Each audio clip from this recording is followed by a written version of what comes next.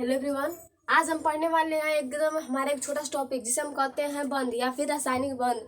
आपने केमिस्ट्री में से जरूर कहीं ना कहीं पढ़ा होगा और आपको बहुत सारी कठिनाइयाँ आई भी होंगी। ठीक, तो आज हम एक नॉर्मल वे में देखेंगे कि जो हमारा रासायनिक आबंध होता है ना, आखिर ये होता क्या है। तो देखिए, जो हमारा रासायनिक आबंध होता है ना, इसे आप ऐसे समझ सकते हो जैसे कि मान लीजिए कि आप गाँव से होंगे ना, या फिर कहीं से भी होंगे, तो आप देखते होंगे कि शादियाँ, मतलब नहीं शादियाँ होती हैं तो कई टाइप की होती है। एक अरेंज मैरिज होता है और एक लव मैरिज होता है। इसके साथ साथ एक और मतलब एक दो टाइप और होती हैं। तो जो मतलब जो अरेंज मैरिज होता है ना, अरेंज मैरिज को आप ये ना जो हमारा आयनिक या फिर जो वैद्युत आबंध होता है कह सकते हो। क्योंकि आप देखते हो कि जो हमारा अरेंज मैरिज होता है, अरेंज मैरिज में क्या होता है, दहेज लिया जाता है। मतलब दहेज दिया जाता है, जो दहेज होता है ये लड़की की तरफ से दिया जाता है और लड़की की तरफ से लिया जाता है। मतलब एक ओर से दिया जाता है तो एक ओर से लिया जाता है। यहाँ पर कहने का तात्पर्य बस ये है कि एक ओर से दिया जाता है तो एक ओर से लिया जाता है। वहीं पे आप देखते हो कि जो लव मैरिज होता है, लव मैरिज में कहीं ना कहीं साझेदारी होती है। जितने जितना लड़का पक्ष से दिया जाता है उतने ही लड़की पक्ष से भी दिया जाता है। तो वहाँ पे बराबरी होती है, लगभग मतलब साझेदारी होती है। तो उसे आप ना ये जो हमारा सस्वनिर्भर आबंध होता है, इसे आप समझ सकते हो। यहाँ पर आबंध को आप डायरेक्टली ना बंद भी कह सकते हो, तो आप में को इसमें कोई हर्ज नहीं होगा। ठीक, आबंध को आप नॉर्मली बंद भी कह सकते हैं। इसके बाद आता है हमारा उप सहसंयोजक आबंध। तो यह एक सहसंयोजक का मतलब ये जो होता है ना, ये जो हमारे उप सहसंयोजक आबंध होता है, ये हमारे सहसंयोजक आबंध का ही एक प्रकार होता है, जिसमें एक तरफ से इलेक्ट्रॉन दिया जाता है और एक तरफ से इलेक्ट्रॉन लिया जाता है। तो ये क्या हो जाता है, एक अपवाद हो जाता है। मतलब ये लव मैरिज का एक अपवाद हो जाता है। यह लव मैरिज के अंतर्गत आता है, लेकिन क्या होता है, यह एक अपवाद हो जाता है क्योंकि इसमें से एक तरफ से दिया जाता है और एक तरफ से लिया जाता है। लेकिन नॉर्मली जो हमारा आयनिक और जो सहसंयोजक बंध होता है, ये वही होते हैं। एक अरेंज मैरिज होता है और एक लव मैरिज होता है। एक में से इलेक्ट्रॉन को दिया जाता है तो दूसरा का लेता है, और जो दूसरा लव मैरिज होता है, लव मैरिज में जो इलेक्ट्रॉनों की क्या होती है, साझेदारी होती है। मतलब जितना दिया जाता है उतना ही लिया जाता है। ठीक, तो इसमें जो हमारा पहला बंध होता है इसे हम कहते हैं आयनिक या फिर वैद्युत आबंध।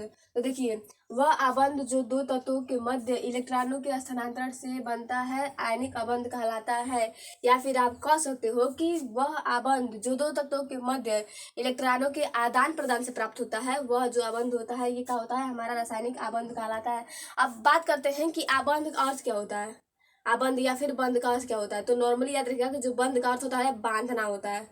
ठीक, बंध का अर्थ क्या होता है, बांधना। जैसे कि आपके मम्मी पापा हैं और आप हो, तो जो आपके मम्मी पापा और आप में कुछ ना कुछ रिलेशन है, कुछ ना कुछ बंध है जिसके तहत आप दोनों बंधे हुए हो, वैसे ही क्या होता है, ये हमारा आबंध होता है। अब बात करते हैं कि ये किसके किसके मध्य बनता है। तो याद रखिएगा कि जो हमारा आयनिक बंध होता है ना, ये हमारा सॉरी जो हमारा आयनिक या फिर जो हमारा वैद्युत बंध होता है, ये हमारे तत्वों धातु और अधातु के मध्य बनता है। ठीक, याद रखिएगा कि जो हमारा आयनिक बंध होता है ना, ये हमारे धातु और अधातु के मध्य बनता है।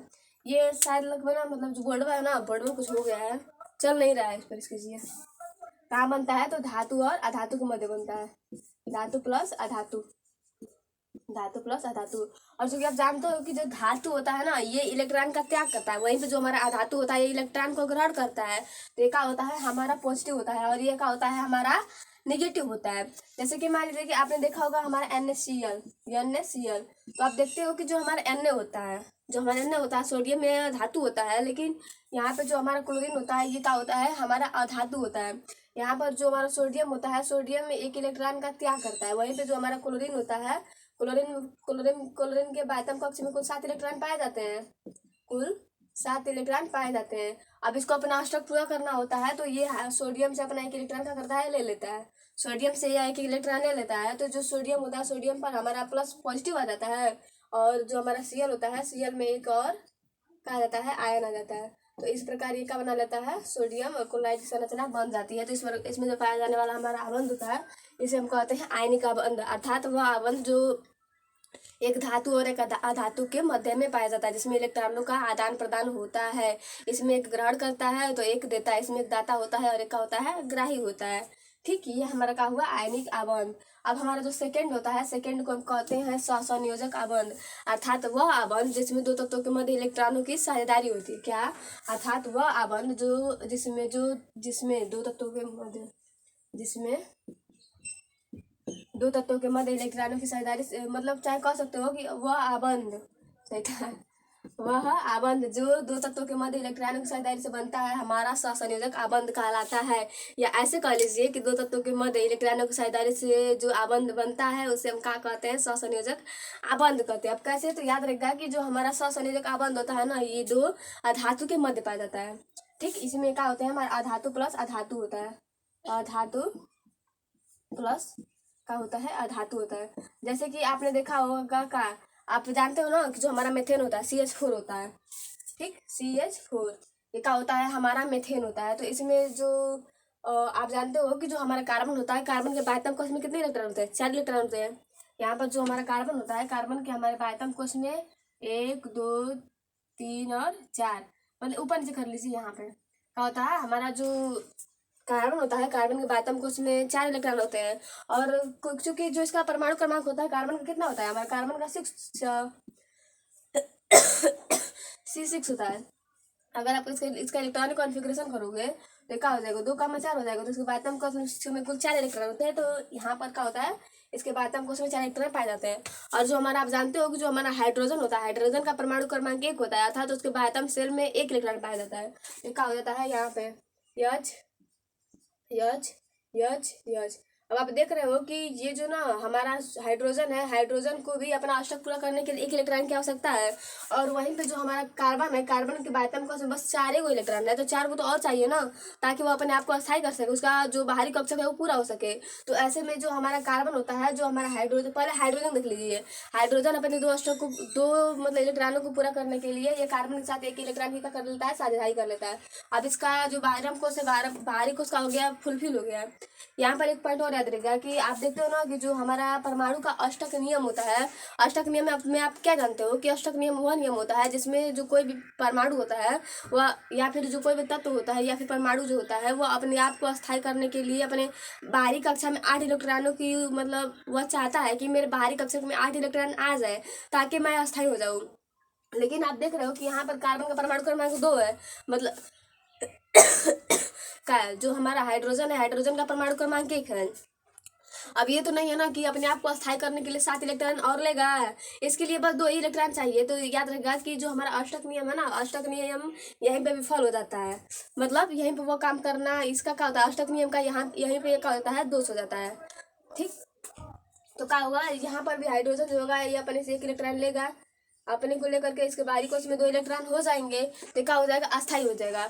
अब चूंकि बस कार्बन के पास 4 इलेक्ट्रॉन है, 4 और चाहिए, तो यह एक एक करके चारों हाइड्रोजन से क्या कर लेता है, इलेक्ट्रॉनों की साझेदारी कर लेता है। इस प्रकार आप देख रहे हो कि जो हमारा कार्बन होता है, कार्बन में भी 8 इलेक्ट्रॉन हो गए, 4 उसके खुद थे और 4 उसने हाइड्रोजन से ले लिया। वहीं पे जो हमारा हाइड्रोजन था, हाइड्रोजन में 1 इलेक्ट्रॉन थे, लेकिन उसने एक कार्बन से एक साझेदारी कर ली, तो उसके भी बाहरी कक्षक में 2 इलेक्ट्रॉन हो गए, वो भी क्या हो गया, अस्थायी हो गया। ऐसे में जो क्या होते हैं, ये दोनों तत्व हैं, इन्होंने इलेक्ट्रॉनों की साझेदारी करके अपने आप को क्या कर लिया, अस्थायी कर लिया। ठीक, क्या कर लिया, अस्थायी कर लिया। अब हमारा जो थर्ड आता है, थर्ड हम कहते हैं उपसहसंयोजक आबंध। इसमें ना मैंने कहा कि क्या होता है, ये लव मैरिज का एक अपवाद होता है, ये लव मैरिज का ही क्या होता है, एक अपवाद होता है। इसमें मतलब लव मैरिज ही होता है, अर्थात इसमें सहसंयोजक आबंध भी होता है, लेकिन इसमें दहेज की प्रक्रिया संपन्न होती है। इसमें से एक दहेज देता है तो दूसरा का क्या करता है, दहेज लेता है। ठीक, तो इसमें जो दहेज देता है उसे हम दाता कहते हैं, और जो दहेज लेता है उसे हम क्या कहते हैं, ग्राही कहते हैं। लेकिन ये भी 2 धातुओं के मध्य का बनता है, हमारा बंध बनता है। इसके आप कह सकते हो कि वह आबंध, क्या, वह आबंध जो एक अष्टकपूर्ण परमाणु पर उपस्थित युग्म इलेक्ट्रॉन का साझेदारी दूसरे परमाणु जिसका अष्टकपूर्ण नहीं होता है उससे साझेदारी होती है, इसे हम क्या कहते हैं, उपसहसंयोजक आबंध कहते हैं।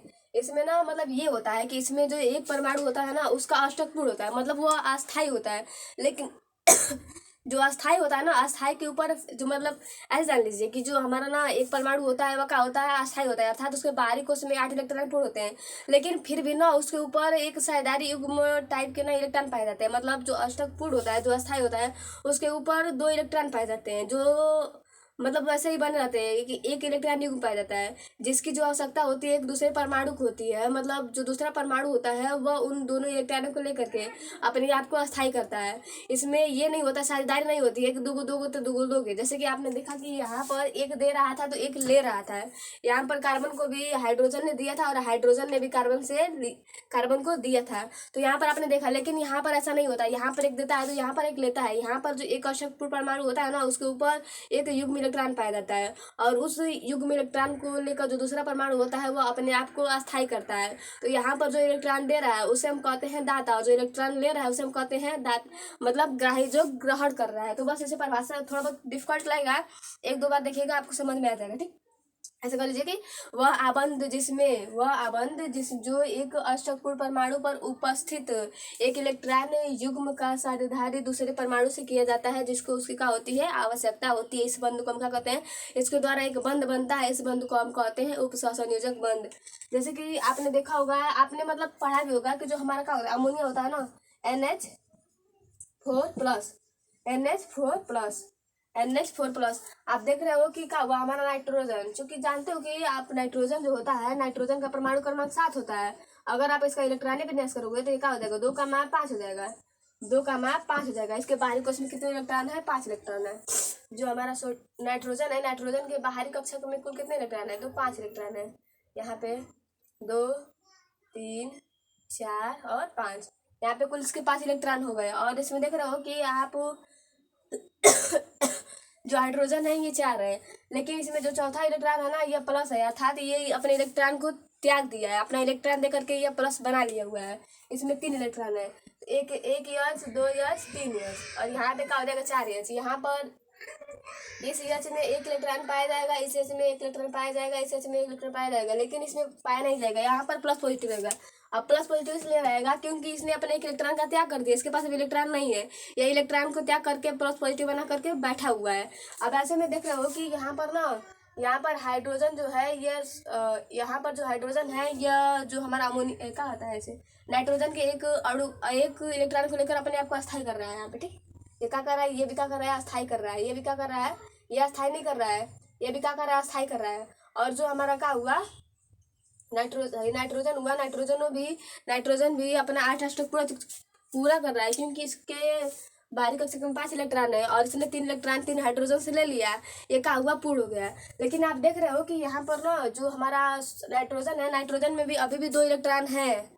यहाँ पर जो हमारा नाइट्रोजन है, में भी अभी भी 2 इलेक्ट्रॉन है जिसकी साझेदारी किसी के साथ नहीं की गई है। इसका अष्टक पूर्ण है, फिर भी इसके ऊपर एक इलेक्ट्रॉन युग्म पाया जाता है। अब इस इलेक्ट्रॉन युग्म का जो साझा होगा यह हमारा हाइड्रोजन कर लेगा। ठीक, तब क्या हो जाएगा, हाइड्रोजन का भी क्या हो जाएगा, ये भी अस्थायी हो जाएगा। इसके भी बाहरी कक्षक में 2 इलेक्ट्रॉन हो जाएंगे। तो आप देख रहे हो कि इसका अष्टक पूर्ण था, लेकिन इसका अष्टक पूर्ण नहीं था, फिर भी इसके ऊपर एक इलेक्ट्रॉन युग्म पाया जा रहा था जिसकी साझेदारी दूसरे परमाणु ने कर लिया। तो ये क्या हुआ, हमारा इस प्रकार का जो इसमें जो बंध बना है ये हमारा क्या कहलाता है, सहसंयोजक आबंध कहते हैं। इसे हम तीर से डिनोट करते हैं, इसे इस तीर से के द्वारा हम प्रदर्शित करते हैं। जैसे कि आपने देखा कि जो हमारा NH3 था बार 2H प्लस, इसे मतलब ना इस तीर के निशान के क्या करते हैं, इस तीर के निशान के द्वारा हम इसे डिनोट करते हैं। ये जो होता है इसे हम कहते हैं दाता और इसे हम क्या कहते हैं, ग्राही। अर्थात जो देता है उसे दाता कहते हैं और जो लेता है उसे हम ग्राही कहते हैं। तो आशा करती हूँ कि आपको समझ में आया होगा। आज के लिए बस इतना ही, मिलते हैं फिर अगले वीडियो में।